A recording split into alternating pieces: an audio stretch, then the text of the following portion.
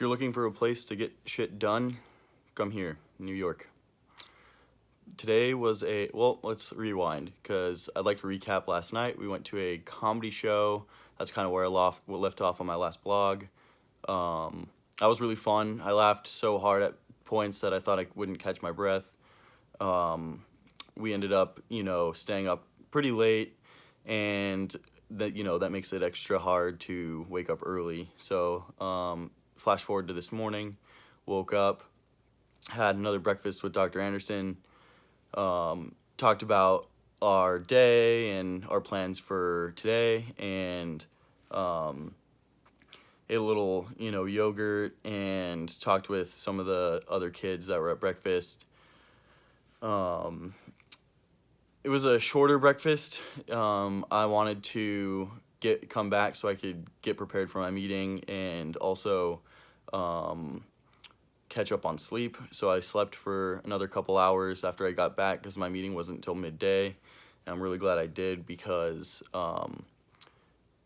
mental acuity is important for these meetings, and it was good to be, fully energized. So later in the day, got ready, actually went and got a sweet panini with Nathaniel at this, just gourmet pizza or panini shop. And I did the air quotes around gourmet, but it was actually really, really good, which I was not, I was expecting it to be, good, okay, but I wasn't expecting it to be great. And actually was really good panini, and it could have just been that I was really hungry, but really good panini. And then came back, ate that, and then went to my meeting. It was in Soho, and so got there a little bit early, just traveled around, saw some of the architecture, and just kind of observed what Soho was like, and beautiful, very high class. Everyone there is what you would imagine, kind of like the New York street style. Really, everyone there's probably works in more upper end jobs. It looks like they have a lot of money and a lot of fashion, and present themselves as such. So all the buildings are nice, and everyone's dressed in really nice outfits, really nice clothes. Everyone looks really polished and looks like they know exactly what they're doing. So I met my meeting was at this place called the Cadillac House. It was really cool. It was this a house made by the Cadillac Company, I guess, and they actually did a collaboration with this firm that the person I met with worked for, and she was not involved in the design of this specific project, but she knew a lot about it because of her involvement with that company. And so we met there, and I got there a little bit early, so she arrived, and there was really nowhere to sit, but there was Cadillacs, just empty Cadillacs just laid throughout the building, as well as places to drink coffee and talk. And it was a design oriented building, so there was a lot of just really cool, fashion expos and tables to discuss. And so, but there was no open seats, so we actually ended up sitting in one of the Cadillacs for a meeting, which I thought was really, really cool. It was actually her suggestion. She was like, I think this would be really cool because who the fuck sits in a car? Oh, excuse my language, but she's like, who the fuck sits in a car in New York? And I was like, this is sweet. Let's do it. So we got in the car, and then proceeded to talk for turned out to be about an hour and a half. And she just had some really good insight. She was the senior manager of global innovation and design at PepsiCo. And she was sad that she couldn't bring me into her office building, which was right next door. But I guess there was a bunch of really big meetings going on, and since it was so kind of impromptu, it was scheduled, but it was kind of last minute scheduled. So anyway, her company, she wouldn't allow her to bring me in. So she just met with me, and she has a lot of experience in design with retail. She actually worked for Converse for a bit, so she had experience in a wide array of companies.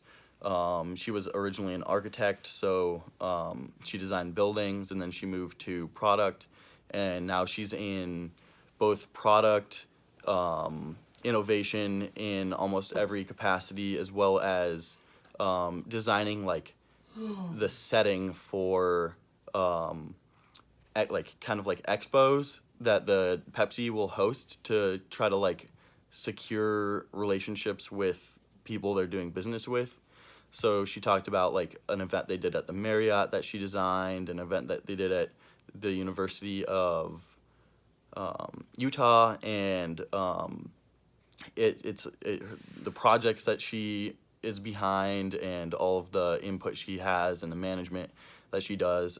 It was phenomenal. Like just her describing her job, and then she just started saying like, well, you know, what questions do you have? Like I want to know like, and so we literally sat there and just talked. And in between talking, I would occasionally bring up another question that I had, and she was really responsive, really open to answering any question that I had.